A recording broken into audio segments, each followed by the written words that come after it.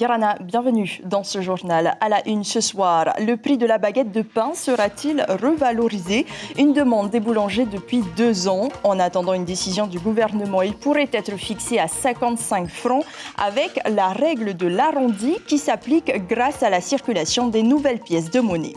Ils sont isolés, loin de leurs pairs. La faute au Covid. Les élèves internes de 7 lycées de Tahiti contaminés par la maladie sont pris en charge par l'UPJ. On a été accueillis comme des rois, nous dira l'une d'entre eux dans quelques instants.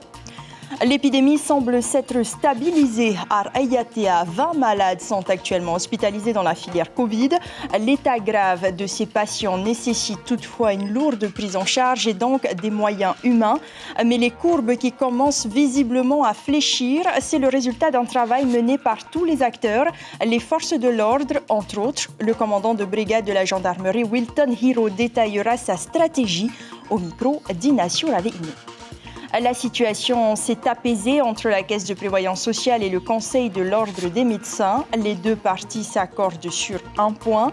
Il y a énormément d'arrêts maladie. Vincent Fabre nous dira quelles sont les solutions qui ont été trouvées pour réduire ce nombre trop élevé. Le directeur de la CPS est notre invité. Aucun Polynésien sur la ligne de départ du VAA à Tokyo, mais la fédération tahitienne ne lâche rien. Des Tahitiens seront présents en 2024, assure-t-elle.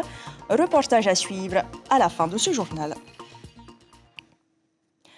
Les pièces de 1 et 2 francs disparaîtront progressivement de nos porte-monnaies à partir de demain pour laisser place à ces nouvelles pièces. Et au-delà de cet événement qui marque l'histoire monétaire du pays, il y a cette appréhension. Ce changement va-t-il entraîner une inflation? Non, assurent les connaisseurs, car la règle de l'arrondi s'applique. Elle est claire, selon les montants, elle est soit en faveur du client, soit en celle du commerçant. Les explications de Nicolas Suir et Jérôme Lee.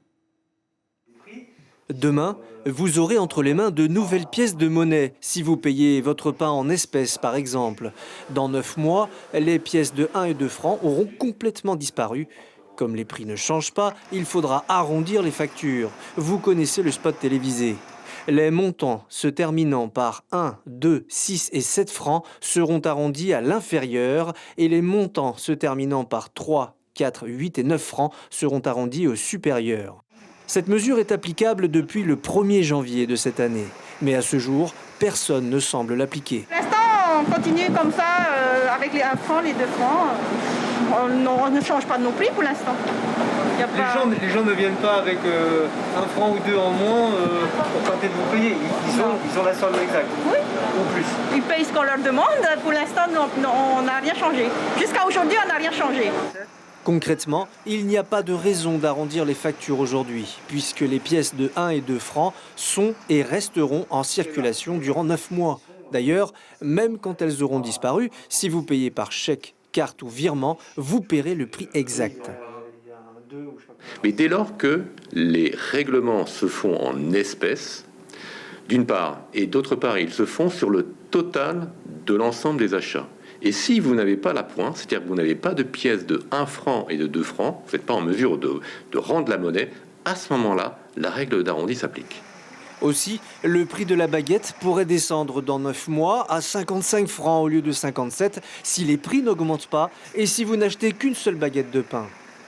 Je vois pas vraiment la différence s'il faut arrondir. Il n'y a pas vraiment une grande différence, c'est juste 2 francs ou 3 francs de moins, voilà. Si c'était à 53, donc ils vont monter à 55. Et si c'était un peu plus bas, ils vont descendre un peu plus bas. Voilà, c'est une bonne idée, je dis que c'est une bonne idée. Il y a longtemps qu'ils auraient dû faire ça. Les arrondis, au début, on va s'y perdre parce qu'il faudra un temps d'adaptation comme tout le monde. Mais je me demande si on ne se fait pas avoir quelque part, hein, surtout quand on arrondit au-dessus, pas en deçà. Dans la pratique, sur des factures de plusieurs milliers de francs, les paiements s'effectuent peu souvent en espèces. Et le cas échéant, un arrondi supérieur de 2 francs serait une perte minime. La période transitoire durant laquelle les anciennes et les nouvelles pièces seront toutes acceptées dans les commerces s'achèvera le 31 mai 2022. Ils sont à Tahiti pour suivre leur scolarité, mais l'épidémie en a décidé autrement. Touchés par le virus, les élèves originaires des îles sont depuis la semaine dernière installés dans une structure gérée par l'Union polynésienne de la jeunesse en collaboration avec la DG2E. Dans cet espace d'isolement, un soutien moral, mais aussi un suivi pédagogique. Caroline Fari, Patrick Tingzing. Pour pénétrer dans ce centre, mieux vaut montrer patte blanche. Yorana, je voudrais juste votre nom, votre prénom et la d'immatriculation si je peux vous donner.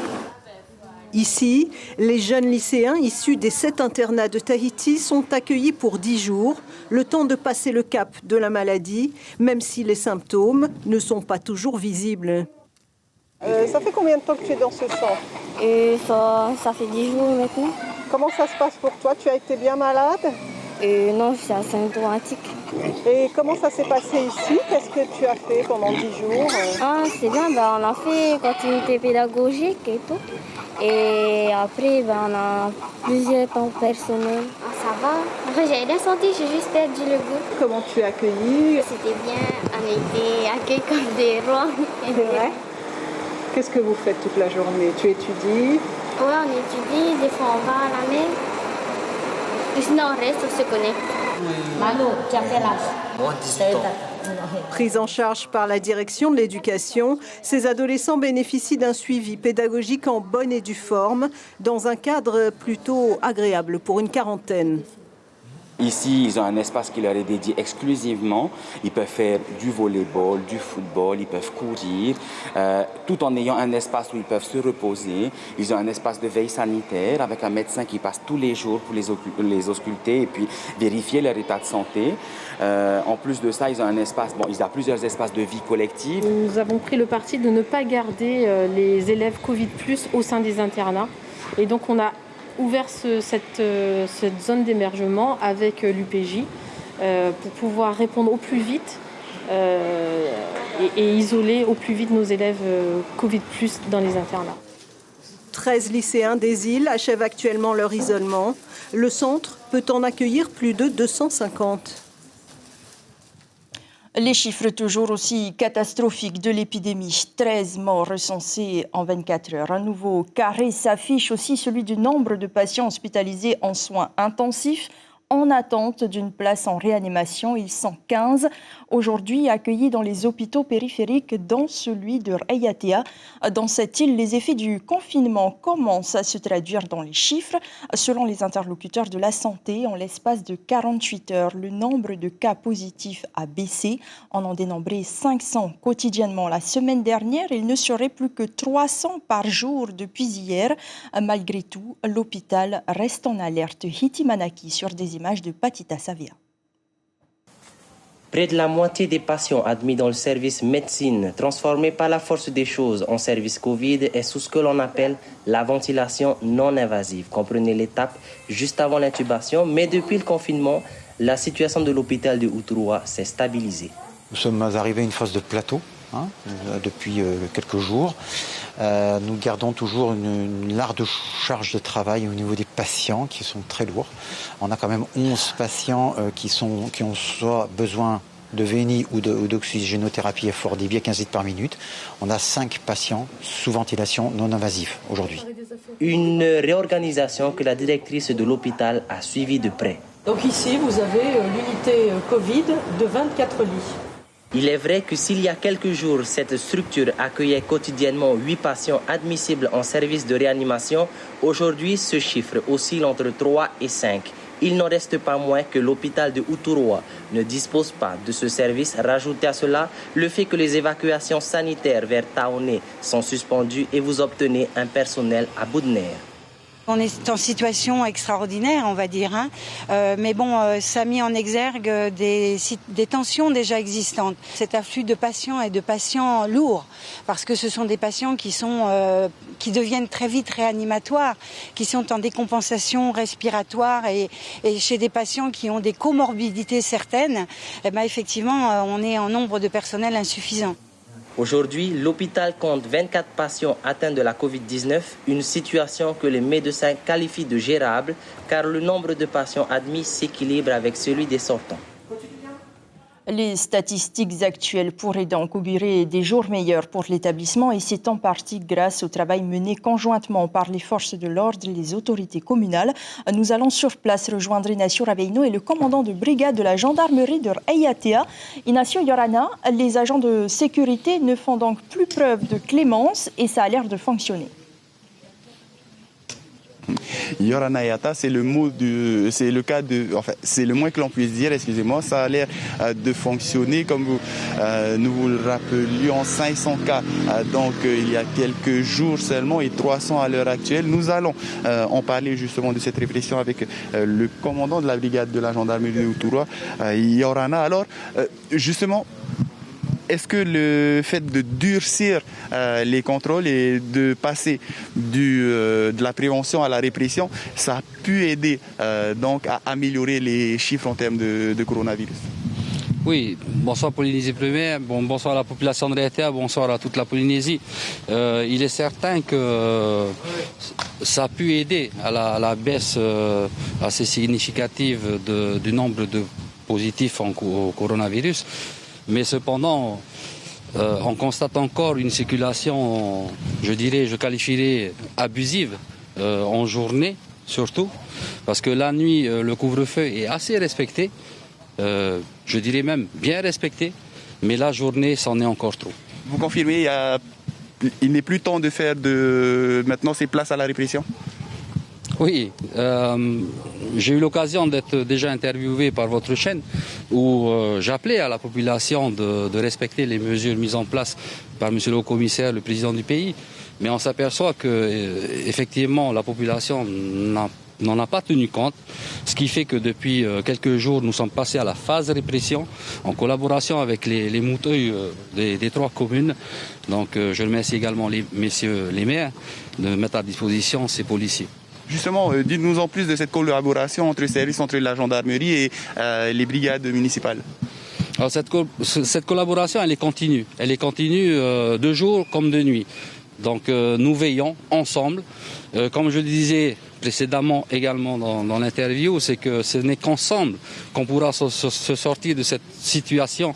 Il faut qu'on arrête de vivre de la sorte, au travers de toute la Polynésie d'ailleurs. Et sur Ayatea, on compte bien essayer de gagner ce pari. Voilà, donc Ayatea, un discours que l'on entend souvent, si je puis le cacher, c'est ensemble donc qu'ils pensent, enfin qu'ils ont décidé d'œuvrer pour contenir à peu près la propagation de ce virus, coronavirus. Merci beaucoup, Inacio Raveino, pour ce direct depuis Ayatea. De son côté, le ministre de la Santé précise le nombre de renforts sanitaires. Interrogé par nos confrères de France Info, Jacques Rénal se dit satisfait, mais ne s'avance pas sur l'évolution de l'épidémie. On l'écoute, il répond à Karine Baste-Régis. Dans un premier temps, donc, nous allons recevoir 38 soignants de Santé publique France. Et puis ensuite, le lendemain, c'est-à-dire là, les Santé publique France, c'est le 1er septembre. Et le lendemain, nous aurons presque 80 personnes qui sont des personnes de la solidarité nationale, donc des volontaires. Oui, nous étions proches d'une crise importante. Vous en parlez au passé, mais s'il faut s'arrêter sur les chiffres, vous me disiez, quand on préparait cette interview, 59 personnes placées en réanimation, 367 autres hospitalisations, mais de personnes qui sont quand même, elles aussi, en réanimation. Ça veut dire qu'on a une situation qui est quand même extrêmement critique. On est sur une courbe descendante, finalement. On est sur un plateau. Où est-ce qu'on en est exactement en Polynésie ? Pour l'instant, la seule chose que je puis dire, c'est que les 2 derniers jours n'ont pas été aussi aigus que les jours précédents. Donc je ne m'avancerai pas plus que ça pour dire si nous sommes sur un plateau ou sur une phase un peu descendante, ce que nous souhaitons bien évidemment. Le chiffre qui frappe surtout, et je vois là que vous montrez des cercueils, le chiffre qui frappe surtout, c'est les 423 morts, ce qui est en moyenne par rapport au calcul que nous avons fait. Nous avons 3,5 fois de plus de morts que les années précédentes. Et depuis Mayotte, où il était en déplacement, Sébastien Lecornu a fustigé la politique vaccinale menée par le gouvernement local et sa volonté affichée d'avoir souhaité la rouverture des frontières rapidement, alors même que la couverture vaccinale était faible. Le ministre des Outre-mer est interrogé par nos confrères de Mayotte, la première. J'ai fait un déplacement en Polynésie française avec le président de la République en juillet et j'ai surtout fait un déplacement seul au mois de mai. Et je me suis senti seul. Parfois, au mois de mai dernier, lorsque sur les plateaux de télévision ou dans les radios, j'expliquais qu'il fallait se faire vacciner. Quand j'allais au centre de vaccination de Bora Bora et qu'il y avait péniblement une dizaine de personnes qui se faisaient vacciner et que je demandais à celles et ceux qui m'accompagnaient autour de moi, les délégations, le personnel, les habitants que je croisais dans la rue, est-ce que vous êtes vaccinés ? Tout le monde me fuyant du regard en disant oui, peut-être, bientôt, on verra, etc. J'ai ensuite essuyé beaucoup de critiques parce que nous avons maintenu des motifs impérieux, que nous avons fini d'ailleurs par lever à la demande pressante de l'ensemble des acteurs du territoire. C'était d'ailleurs légitime. On m'a même dit, le ministre change vite d'avis. Bon, d'accord, mais enfin j'ai dit, ça ne fonctionne que parce qu'on va avancer sur la vaccination. Puis on n'a pas avancé sur la vaccination. La Polynésie française comme les Antilles, c'est une épidémie de personnes non vaccinées. C'est la réalité. Et dans une question écrite adressée à Edouard Fritsch, la représentante du Taveni Huir Atira, Eliane Tevahitua, dénonce, je cite, l'incapacité notoire à gérer cette crise qui échappe désormais à tout contrôle. Vos récents appels désespérés aux jeunes, vos incantations à la prière ne sont que l'illustration de votre impuissance face à une situation qui vous dépasse. Fin de citation. Elle demande la fermeture des frontières et la mobilisation des ressources humaines et financières nécessaires à la prise en charge des patients auprès de l'État.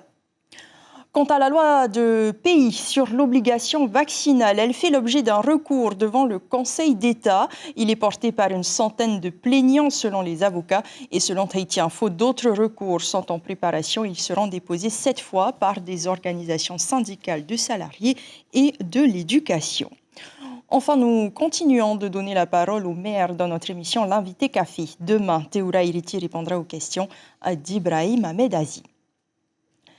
Et les tensions se sont apaisées entre la Caisse de prévoyance sociale et le Conseil de l'ordre des médecins. Les deux parties ont privilégié la communication. Hier, elles ont une vision commune sur l'augmentation des arrêts maladie liés à la Covid, 15 000 entre le 1er et le 27 août. Mais cette crise a également permis de relancer le débat sur la convention collective individuelle qui relie les médecins libéraux à la CPS. Elle est reconduite depuis 8 ans et donc obsolète quelque part. Nedi Malwardi, le président du Conseil de l'ordre des médecins, répond à Corinne Tehitia et Patrick Tingzing. Le rétablissement de la convention collective, si possible avant la fin de l'année. Et ça, pour nous, c'est un point extrêmement important. Et c'est important pour tout le monde. C'est important pour la CPS qui a perdu totalement tout interlocuteur. Donc, de travailler comme ça, hors sol et sans contact avec ceux qui sont au front, c'est forcément pour faire des erreurs. Donc, de rétablir la convention collective aide la CPS à prendre des décisions correctes en s'appuyant sur les médecins qui sont au front. Et ça permet également pour les médecins d'avoir quelqu'un qui les défend, qui les protège et qui va ensuite faire un retour vers nous en nous réunissant comme ça se passait auparavant. On en parle avec notre invité Vincent Fabre Yarana. Bonsoir. Merci d'être sur notre plateau ce soir. Donc cette convention collective individuelle était aussi quelque part le sujet de fond de cette dissension entre vous et les médecins libéraux. Elle est reconduite en l'état depuis 8 ans maintenant, je le disais. Alors pourquoi elle n'a pas été mise à jour depuis, malgré les demandes des médecins ? Effectivement, le dialogue et la communication entre la CPS et les médecins a pu se distendre au fil des années. Moi, je pense qu'il ne faut pas effectivement ressasser le passé, mais plutôt se tourner vers l'avenir. En tout cas, on a montré lundi soir, en se réunissant et en dialoguant et en échangeant autour des problématiques de la gestion de la crise Covid et des arrêts maladie, qu'on était capable effectivement de se parler, de se comprendre. On a confronté nos points de vue. On a effectivement mis en évidence des divergences d'approche. Donc, à cette réunion, un représentant du ministère de la Santé était présent et a effectivement rappelé avec nous les consignes à appliquer en termes de gestion des personnes Covidées et des personnes en cas contact. Donc, on rappelle et on a souhaité effectivement faire ce travail avec les médecins en totale coordination. Pourquoi ne pas l'avoir fait avant plutôt que d'envoyer un courrier Oui, effectivement, on comprend que le courrier a été mal perçu. Le courrier était essentiellement un rappel des règles en vigueur. Je pense qu'effectivement, sur la forme, il était peut-être pas complètement adapté, surtout dans cette période de crise. Donc l'important, effectivement, maintenant, c'est d'aller de l'avant. Et c'est ce qu'on fait, et c'est ce qu'on va effectivement poursuivre. On a rappelé effectivement l'importance de gérer les isolements des personnes qui doivent l'être indépendamment des arrêts maladie. Ce n'est pas à la CPS et au régime de prendre en charge les cas d'isolement, mais uniquement les personnes symptomatiques, les personnes malades. On a également réévoqué ensemble la problématique des autorisations de sortie. Et donc les médecins ont convenu qu'il pouvait y avoir eu effectivement un certain nombre d'erreurs administratives. Donc ça, également, des rappels vont être faits pour éviter ce type d'erreurs. Et en tout cas, ce dialogue renouvelé, on va le poursuivre et on a effectivement des réunions prévues en fin de semaine avec les médecins pour travailler sur cette convention collective qui va annuler effectivement et remplacer les conventions individuelles afin de nous permettre effectivement de travailler en bonne intelligence, à la fois dans l'intérêt de la CPS et des médecins, mais surtout dans l'intérêt des Polynésiens, des patients, pour travailler ensemble sur des sujets de fond, notamment les sujets de la prévention et les sujets, on va dire, de suivi de la santé des Polynésiens. 15 000 arrêts maladie entre le 1er septembre et le 27 août, je le disais, ça c'est une réalité. Cela aura un coût supplémentaire, on l'imagine bien. Quel est le montant de ce surcoût et surtout, est-ce que la Caisse pourra faire face à ces dépenses ? Alors c'est une très bonne question. On a eu l'occasion au conseil d'administration de la CPS de vendredi dernier de faire une présentation de la première étude d'impact de ce pic épidémique du mois d'août. Et effectivement, le surcoût pour la CPS est évalué à plusieurs centaines de millions, à la fois sur le coût des arrêts maladie et aussi le coût lié à tout suivi des patients au travers des structures de soins et des structures de délestage du CHPF. Donc effectivement, ce surcoût vient se rajouter au déficit déjà constaté sur 2021. Donc effectivement, on est dans une situation financière particulièrement tendue. Et comme on l'a déjà dit, le recours au deuxième prêt s'avère particulièrement nécessaire. Et on est en tout cas effectivement dans une discussion très rapprochée avec le pays pour pouvoir mettre en place ce deuxième prêt avant la fin de l'année. 7,4 milliards, je le rappelle. Merci beaucoup Vincent Fabre d'avoir été notre invité ce soir. Un mot de sport pour terminer. On s'intéresse à cette discipline qui apparaît pour la première fois aux Jeux paralympiques, le VAA. Patrick Viriamou devait être le premier à défendre les couleurs de la Polynésie lors de cet événement sportif mondial, mais il a malheureusement raté les qualifications avec l'équipe de France. La fédération tahitienne de VAA ne désespère pas. Elle tentera les prochaines Olympiades à Paris dans 3 ans. Ismaël Tahiata, Rowan Potorou et Hiro Terurutua. Il a fait de sa faiblesse une force. Malgré un handicap à la jambe, Patrick aura remporté plusieurs titres de champion du monde. Il y a 4 mois, il participe avec l'équipe de France aux mondiaux de para-VA en Hongrie. Il manque de peu sa qualification pour les Olympiades de Tokyo. Ah ouais, de tout cœur, je voulais vraiment participer à cette première édition pour le VAA aux Jeux olympiques.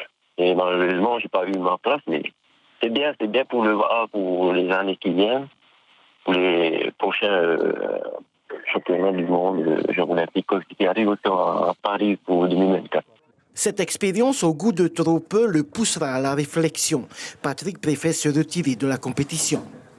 Moi, je pense que je vais laisser en place, essayer de préparer d'autres athlètes polynésiens pour les années qui viennent, pour préparer en France, pour pouvoir amener les Polynésiens encore au haut niveau. Comme Patrick, Tamatoa croit au potentiel des rameurs polynésiens. Il encadre les handisports depuis plusieurs années. Pour lui, les diamants bruts ne manquent pas aux Fénois, mais il faut les préparer maintenant. Donc nous, après, on fait un travail de fond. Quand je dis nous, c'est nous les éducateurs, les entraîneurs, tout. Avec justement en partenariat avec la fédération. Et il faudra mettre plus de moyens. Pour viser l'Olympisme, j'ai lu un peu ce que faisaient les champions là. Ils ont des moyens considérables. La Fédération polynésienne de VAA travaille en étroite collaboration avec la Fédération handisport pour la mise en place de compétitions. Donc on pense avec la fédération de handisport de faire au moins 2 grandes courses de vitesse, puisque la 3e course, ils sont aussi dans la course du Hawaii Inuiva para. Eddie Podevin avait participé aux qualifications pour les Olympiades avec Patrick Vriamou. Il sera le seul Français en lice pour le Parav A. Les épreuves éliminatoires démarrent demain à Tokyo. Et en attendant 2024, les rameurs polynésiens ont rendez-vous à Londres l'année prochaine pour les mondiaux de sprint. Enfin, pour clore cette édition, cette triste nouvelle, Michel Yenko est décédé hier à l'âge de 70 ans. Ancien journaliste aux nouvelles de Tahiti, puis à RFO, il était également l'envoyé spécial du journal Le Monde en Polynésie. Il nous a donc quittés hier. C'est la fin de cette édition. J-1 avant la mise en circulation de la nouvelle monnaie. C'est l'information du jour. Les pièces de 1 et 2 francs disparaîtront progressivement et la règle de l'arrondi s'appliquera au plus tard à la fin du mois de mai 2022 pour les règlements en espèces. Et les institutions l'assurent, ce changement n'engendrera aucune inflation. La dépêche de Tahiti s'intéresse à une étude menée par l'Ifremer. Elle concerne les microplastiques qui menacent nos lagons. Votre programme télé ce soir, un film français, Disparition inquiétante, suivi des Jeux paralympiques. Merci de nous avoir suivis. Prenez soin de vous, protégez-vous. On se quitte sur cet hommage à Hens Atawira, un professeur de percussion au conservatoire. Il était surtout très connu dans le monde de la musique polynésienne et du spectacle. Il s'en est allé hier, jour de son anniversaire à l'âge de 47 ans. Très belle nuit et à demain.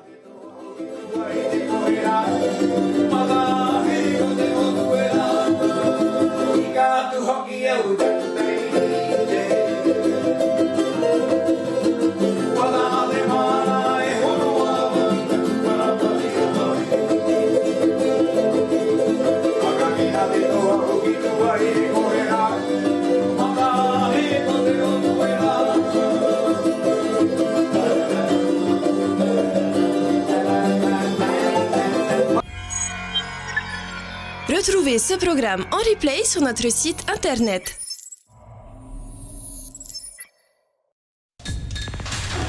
L'information en continu sur Polynésie la première, internet et réseaux sociaux.